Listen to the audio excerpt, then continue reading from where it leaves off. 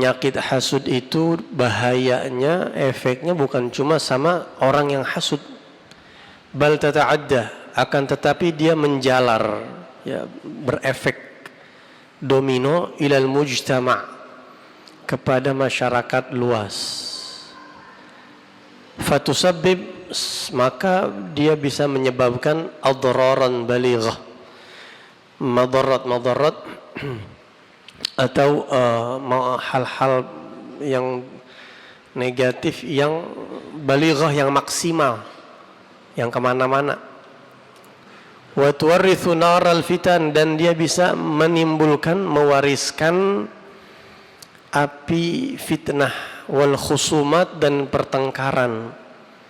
Fayahsulu, maka terjadilah at-tagatu', saling memutuskan silaturahim, hubungan bainal ikhwah, antar saudara, wa baina afradil usrah, dan antar individu keluarga, bahkan wa baina qabilatin, antar satu suku, wa qabilatin ukhra, dan juga suku yang lain.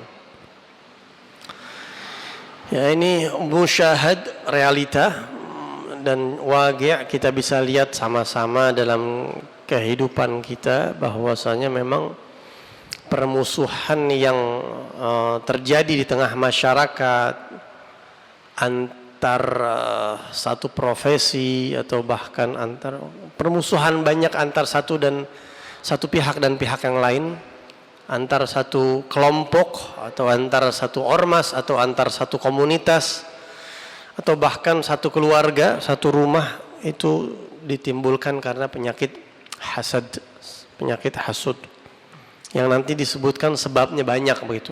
Makanya kita kalau bisa jangan sampai bikin orang hasud. Kalau orang dulu itu kadang-kadang, ya walaupun kadang-kadang hasud itu emang dari orangnya, tapi kalau kita, misal contohnya, kalau dulu orang-orang dulu yang ana perhatiin ya, kalau beli barang-barang tuh bilang sama tokonya, bang bawanya malam aja ya, gitu.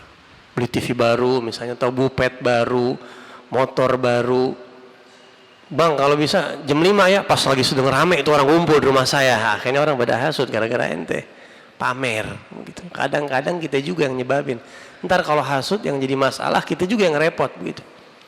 Udah tahu orang otaknya macam-macam, jiwanya macam-macam, tekan, minimalisir apa yang bisa kita tekan. Contohnya kayak gitu tuh, gitu. Ya, pamer tuh jadi sebab orang hasud juga kadang-kadang gitu. Makanya Al-Fagir pernah baca, lupa di kitab apa tuh. Kita kalau punya anak punya kelebihan nggak usah dipamerin.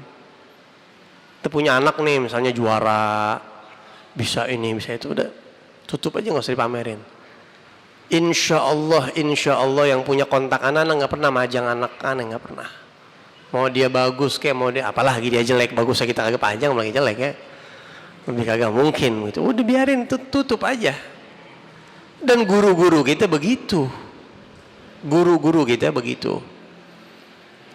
masalahnya apa ya, orang macam-macam, ntar ada yang hasud.